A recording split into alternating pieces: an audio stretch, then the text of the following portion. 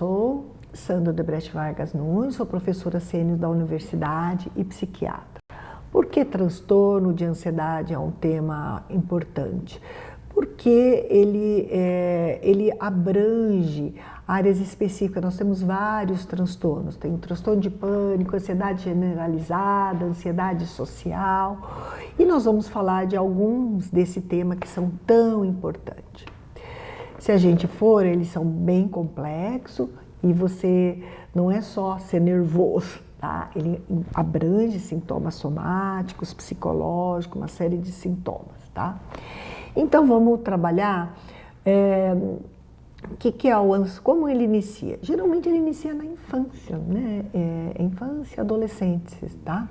Ele já tem medos de ficar sozinho, ir para a escola, e aí por isso que nós temos que fazer um diagnóstico precoce, tá? Quais são os transtornos que impactam ao longo da vida? Iniciando na infância, ele faz o impacto ao longo da vida, porque ele não é assim, começou na infância, acabou.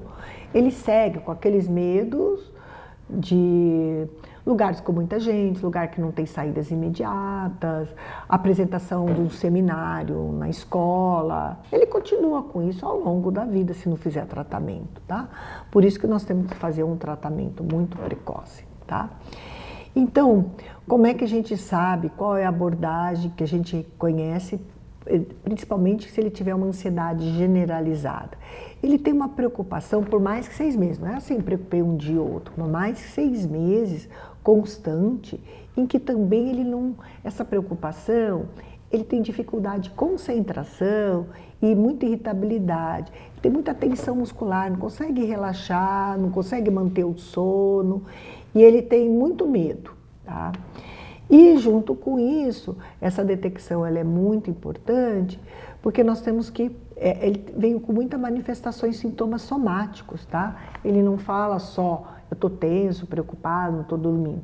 Ele procura o médico falando, eu estou com dor, eu não relaxo, e ele busca essa parte. Então é por isso que a gente tem que estar trabalhando muito nessa detecção.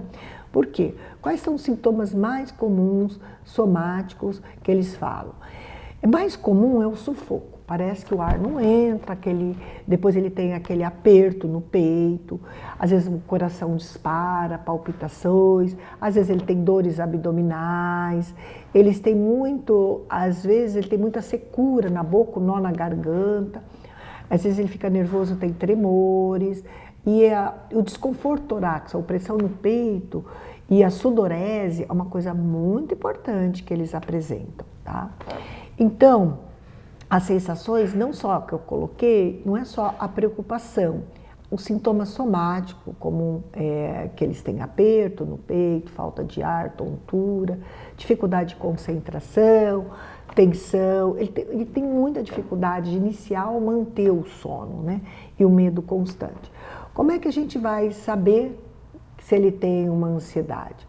Geralmente ele se preocupa muito com questões assim de saúde, família, mas além do normal, sempre pensando no pior. Ele nunca, sempre uma previsão ou antecipando o perigo. E geralmente isso dura mais que 6 meses com essas preocupações. E eles, junto com essas preocupações, têm uma inquietação muito grande, ele não consegue às vezes ficar sentado, sempre ele está com o seu sistema de alarme constantemente. Ele vivencia constantemente, ele está à beira que ele não vai relaxar, tá? Ele tem dificuldade de concentração, né? Uma irritabilidade, uma tensão, o sistema do sono que é muito grande. E a parte física, numa ansiedade, porque o seu sistema de alarme é muito alterado, sabe? Então a parte física é a mais alterada. A dor no peito, dor no estômago, falta do ar, o nó na garganta. E então isso que a gente tem que prestar atenção. Ele vem no médico pelo sintoma da dor e não da ansiedade em si. A importância de fazer esse diagnóstico precoce de apreensão, músculos contraídos, secura na boca, porque nós temos que buscar um tratamento, senão essa ansiedade vai deixando, ele vai ficando com pensamentos ruminativos, vai acontecer alguma coisa e ele não tem controle desses pensamentos negativos. Então ele começa a procrastinar, ele não concentra. Então é muito importante e às vezes ele faz muito mecanismo de esquivas. Ele tem situações que fala, não, eu não vou dar conta, então em vez ele tem algumas ansiedades, ele não vai em lugares com muita gente, não vai em elevador, não viaja, não faz apresentações que às vezes ele precisa, porque ele faz o seu sistema de alarme é tão grande, com sudorese e aperto, que ele prefere fugir. Então é muito importante você buscar esse diagnóstico muito rápido e buscar tratamento, tá? Esse é muito importante, tá? Outro transtorno que é muito comum, que faz parte do transtorno da ansiedade, que chama transtorno do pânico. Pânico vem da mitologia grega, deus Pan, que ele tinha medo, dava medo. O que é o pânico? Ataque de pânico. É uma coisa que ele experimenta, são episódios, são crises. E essa crise é tão grande que ele tem muito medo de morrer ou ficar louco quando vem. Por quê? De repente, do nada, ele acha que ele está morrendo, o coração dispara, realmente, ele começa a suar, tem tremores, o ar não entra, e ele tem aquela dor, opressão no peito, náuseas, tontura, rubor, dormência, e ele acha que ele vai morrer, ele vai para um pronto-socorro.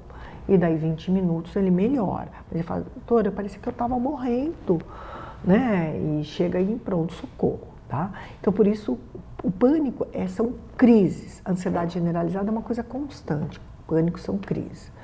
Também, geralmente, ele vem acompanhado por outros sintomas, como a ansiedade social, que também é muito importante. O que é a ansiedade? É um tipo de ansiedade, além do pânico, a ansiedade social são os mais comuns, ela aparece já na infância, todos me colocam, que eles têm muito medo da avaliação, medo da rejeição, medo de ser bullying, e eles impactam muito no trabalho, porque eles fazem muito, eles evitam, tá? Então essa ansiedade social é muito importante ser reconhecida, porque ele tem medo quando ele tem que apresentar um trabalho em público, quando ele tem que falar em público, quando ele está na frente de outras pessoas, usar banheiro público, comer em público. E ele acha que ele tem muito medo do julgamento e da rejeição. O grande problema é que a ansiedade social ele faz evitamentos de desempenho. Ele costuma fugir dessas situações que ele acha que ele vai ser avaliado negativamente, tá?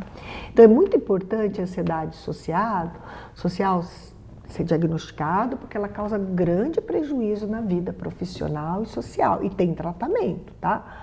Tem tratamentos bons que a gente possa ensiná-los a esse enfrentamento e ao manejo dessas ansiedades. Outra ansiedade chama agorafobia. Agoro era um mercado na Grécia que tinha muita gente, as pessoas não veem. Então, medo de sair de casa sozinho, medo de lugares, viagens públicas, ou preocupação de situações que não têm saídas imediatas. Então, quando eles vão numa igreja cheia de gente, eles têm que ficar perto da saída, ônibus perto da saída, lojas muito cheias, eles não gostam, tá? Então, é chamado agorafobia. Outras situações, lugares fechados, né? Eu tinha uma paciente que estava dentro do avião, pediu para sair, né? Porque ela não conseguia ficar em lugar fechado, tá? Elevador, né? Então é uma situação que limita muito a vida da pessoa. Então ele tem que buscar uma ajuda, porque tem um tratamento específico e a gente ajuda a fazer esses enfrentamentos todos para que ele não tenha uma incapacidade funcional.